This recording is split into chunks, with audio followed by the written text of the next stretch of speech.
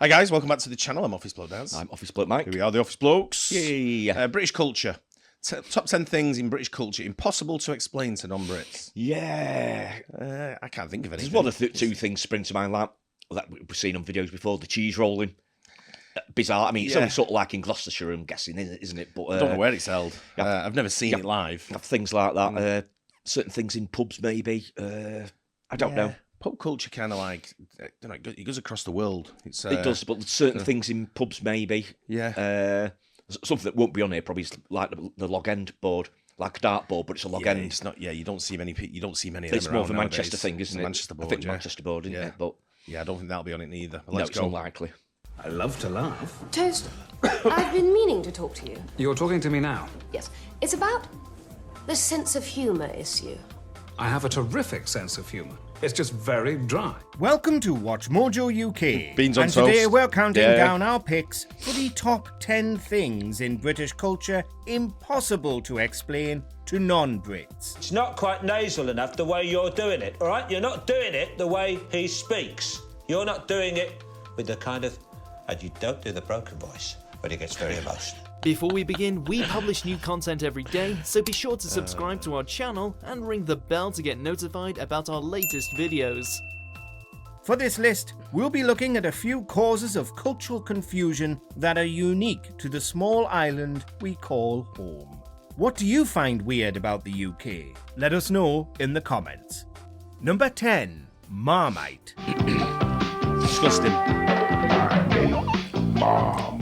A dark brown savoury spread invented in the late 19th century and made from yeast extract sludge left over from brewing beer. It's disgusting. I've never actually had it because my mum never used to buy it. You never tried it? No. Oh, you should try it. No, I like Bovril. I always thought it might be something like that. No, probably not. No, it's one of them where if you put too much on, yeah, it's even worse than what it is. I know. Gaynor loves it. Even their tagline, it was like, you either love it or you hate it. Yeah, Gaynor loves it. I just think it's disgusting. It was just never in our house growing up, so I've just never gone out and bought any. So go and buy a jar and try it. I might do that, you know. Yeah, Gaynor said to me the other day, I'm making something. She went, what you got to do with this? You got to chop it, put it in there, put it on there, toast it there, and then I want them to throw it in the bin. No one eats this shit. Cut out the middleman. Sounds yummy. Well, actually, it doesn't. But Marmite fans know the very real joy it can bring when spread thinly on hot buttered toast, with a fresh brewed cup of tea to balance out the salty flavour. It doesn't take long before new recruit Callum Howe finds another jar in a shocking state. Oh no. What's the matter? It's a baby one. Okay, don't panic. It's not been used in months. Not all Brits feel the same though, and Marmite is famously marketed as a polarising food that you either love or hate. The proper stuff is only manufactured in the UK in the Burton-on-Trent Marmite factory. It's been there since 1902 and produces roughly 50 million jars in a year. And no, Australia, Vegemite is not as good. Number 9. Public schools are private schools. Settle down. You'll often hear it said that our country is run by public school boys. However, this doesn't mean what it might in other parts of the world. It doesn't imply that these politicians went to state-funded institutions and pulled themselves up by their bootstraps. It suggests that they were born into extreme privilege and attended some of the most prestigious fee-paying schools in the world. In the UK, we refer to schools for the general public as state schools, and private schools for the wealthy as public schools or independent schools. Except, not all private schools are called public schools. Some do actually call themselves private schools. And most call themselves charities too. Registered charities. Confused yet? Of course they do. No more than you should be. Number 8. Insults are our love language. Terms of affection and endearment are different the world over. In the UK, you know that someone feels comfortable around you if they insult you to your face. Or they might just be... I love being insulted. It's great. They're just little things to say. Yeah, it's probably fine in the hands of taxi drivers, or cockneys, or even Geordies. When you've lived here long enough, you'll learn to tell the difference. Sarcasm may be the lowest form of wit, but it's also a great tool for masking social awkwardness. Friday night dinner. It stops conversations becoming too serious and fends off the Brits' greatest fear, earnestness. We spend so much time being generally polite, no one wants to put that wall up around their own friends and family. You know what you are? You're a big bag of shit! It doesn't mean we love each other any less, but where's the fun in life without some friendly teasing? Deadpan delivery required, of course. Number 7. Town names and their pronunciation. British place names are famously difficult for tourists to get their head around. Even native-born Brits will get tripped up at some point. The English language has a checkered history. You can blame most of the confusion on the Romans, Anglo-Saxons, and the Vikings. Also the French and the Celts. Being able to pronounce the name of Welsh village has even become something of a party piece. Up the road from the temperature got to 21 Celsius. When you take pronunciation out of the equation, however, there are still a lot of place names that sound like somebody might be having you on. From Fatty Head to Scratchy Bottom, there are oddly named towns in every corner of the British Isles. Number 6, the variety of accents. When it gets loudly, it gets very loud indeed. It gets very specific. It's not quite nasal enough the way you're doing it, all right? You're not doing it the way he speaks. Every country has its own differences in dialect and accent, even if it's difficult for an outsider to hear the nuance. But for such a small place, the UK does seem to have a disproportionate amount of variety. If you think about it. For a long time, a British accent was generally thought of as standard received pronunciation. But with the world opening up, regional accents are gradually becoming more familiar to foreign ears. What I'm saying is that, like, if they had themselves proper jobs, you know, for a until, then they wouldn't date. You know, a lot of them's from broken homes. That was just a noise. A Glasgow accent is when I was driving once in Redcar, this is before GPS. I was up in Redcar, right, and I stopped to ask someone directions, and it was something like that. Was it? You don't know, and I just went, right. Cheers. Got back in the car, and whoever was with me went, what, I went, I have no idea what they said. Oh, unbelievable. Do you watch Alan Partridge? I do, yeah. I've not seen it for years. That trip, by the way, we've seen it with Steve Coogan and, what's his face? The Welsh guy. Rob Brydon. Absolutely brilliant. Yeah. Them two with the impressions. Yeah. Absolutely superb. Yeah, I've not watched it for years. Oh, it's great. very different from a Newcastle accent, which is different from a Birmingham accent. You're a good man. And a good soldier. People in the countryside don't sound the same as those in the town. Some people in Wales and Scotland even speak a whole different not language. Dick Van Dyke accent. And nobody speaks like Dick Van Dyke. Bless him. All right, I'll do it myself. Number 5, hot and cold taps. Yeah.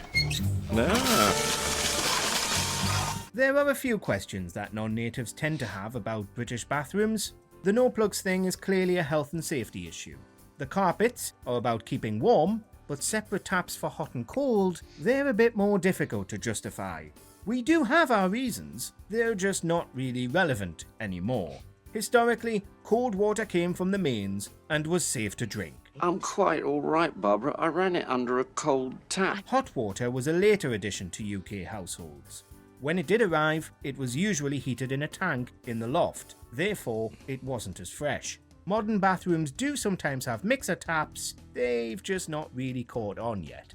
Number 4, the tea obsession. Yeah, I haven't got any No, separate Britain is not the only country to enjoy a nice cup of tea. Do you know, I can't remember the last time I had a good cup of chai. But we are quite singular in the way we take it. It's possibly only the Irish who also understand this one. For the real tea drinker, you must understand this is not just a casual beverage. It is usually an addiction, begun in late childhood. A cup of tea can be a consolation, an offer of friendship, or a gauge of how long a visitor is going to stay. When a British person says tea, they do not mean chamomile or green or iced, they mean English breakfast. Usually with milk and often with sugar. And please, don't leave the tea bag in the cup. Tea Earl Grey hot.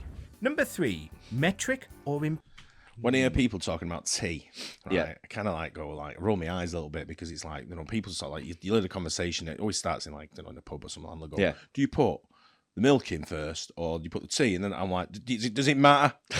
You do it how you want it, mate. Let's end this conversation talking about football.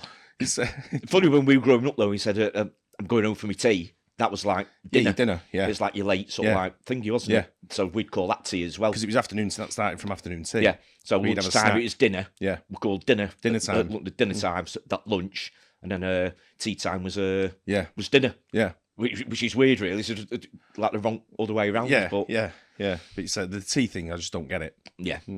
Imperial.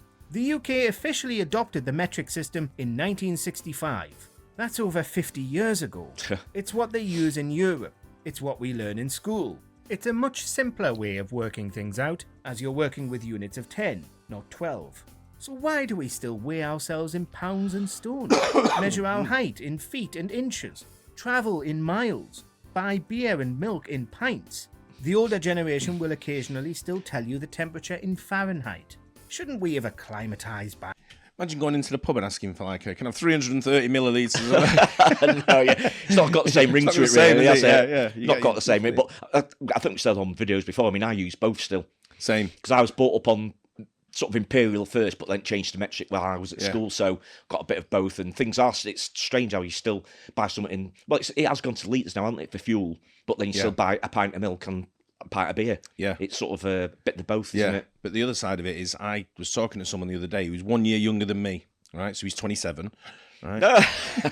No, he's 1 year younger than me. And I said to him, go and measure out 11 foot, right? In the warehouse sort of thing, and then just use that as a guide. Yeah. And he went, is that tape measure still there? Because I don't even know what the numbers on it are. Because they're not centimetres and they're not millimetres. I went, no, they're inches. And he went, I don't even know what 11 foot is in inches. Right. And I was like, so I had to give him the number. But he had no idea. He had no idea what like, Really? the inch thing. Yeah. Right. Didn't get it. Oh, wow. It must have been the changeover. But he's only 1 year younger than me. Right, Yeah. that they must have just gone 100% metric in his age group. So, wow. Or he missed math. Well, it's just not very good. I know. No one under the age of 70 grew up under the imperial system. Good luck explaining this to anyone outside Britain, because it makes no sense at all. Number 2, baked beans for breakfast. Oh, yeah. Gotta have British it. food Yeah. has never had a great reputation with the rest of the world. We traditionally choose hearty, comforting food, and that's okay. We need it in our climate. However, if there's one British dish that visitors really can't fathom, it's the humble beans on toast. Baked beans are a staple for the average Brit. Usually eaten as part of a fried breakfast or as a quick snacky tea, sometimes they're just what you need. They are eaten elsewhere in the world, but you'd be more likely to find them at a barbecue than on a breakfast table. No one else has taken this simple convenience food to their hearts quite like us. Number 1. What love is beans. the country Yeah. actually called? The United Kingdom, Great Britain, the British Isles. So which is it? Well, the British Isles is a Good point, geographical term. It describes a group of islands including Great Britain, the island of Ireland, the Isle of Man, the Scottish Isles, and the Scilly Isles. Great Britain is the biggest island in the group and is made up of England, Scotland, and Wales. The United Kingdom is a political union. Full name, the United Kingdom of Great Britain and Northern Ireland. It includes England, Scotland, Wales, and Northern Ireland. The red, white, and blue flag is the Union flag, or Union Jack, and is composed of flags from England, Don't be waving them. and Northern Ireland. You But get not arrested. Wales. Got it? Do you agree with our picks? Right? You can't be waving British flags around Yeah, yeah, nowadays. yeah. Jeez. It's a good point, that last one, when you say like the British Isles or Yeah. Great Britain or United Kingdom, you sort of like, it's sort of all of the above sometimes, isn't it? Yeah. But Yeah. I mean, Ireland gets, not a Northern Ireland, I should say, gets kind of like left out with Yeah. a lot of the descriptions. Yeah, that's true, yeah. Being Britain, Yeah. Great Britain the way it is. I think people ask me where I'm from, I think I usually just say Manchester, to be honest. Yeah. Everyone knows where that is. Absolutely. Yeah. It's soon to be the Democratic Republic of. There's some really good ones on there, though. Yeah. Beans on toast was a good shout. I think you said that before the video I don't started. think I've had beans on toast, like just beans on toast since I was a kid. Oh, have you not? Right, no, it's not something. It's not something I eat. Oh yeah, I've had it in the last 6 months. I've had it a Yeah. few times. But I'd have toast and beans on a Yeah. full English breakfast. Oh yeah, Yeah, you got to have that. Then you got to have egg, tomato, bacon, of course. But if I go to like a hotel where it's like a buffet breakfast type thing, Yeah. I'll have a bacon sandwich, but I'll put beans on it as well. Yeah. Or a sausage sandwich, yeah, and yeah. I'll put some beans on A few it as well. beans on it as well. Absolutely, yeah. Yeah, I love beans. I think really good. Yeah, so do I. Yeah, Yeah, good full of staple. protein and stuff like that, Yeah. I think, aren't they? So Yeah. absolutely, yeah, some good ones there. I like that. Absolutely, yeah. Hopefully you guys enjoyed that. Don't forget to like and subscribe. I'll see you in the next one. Cheers.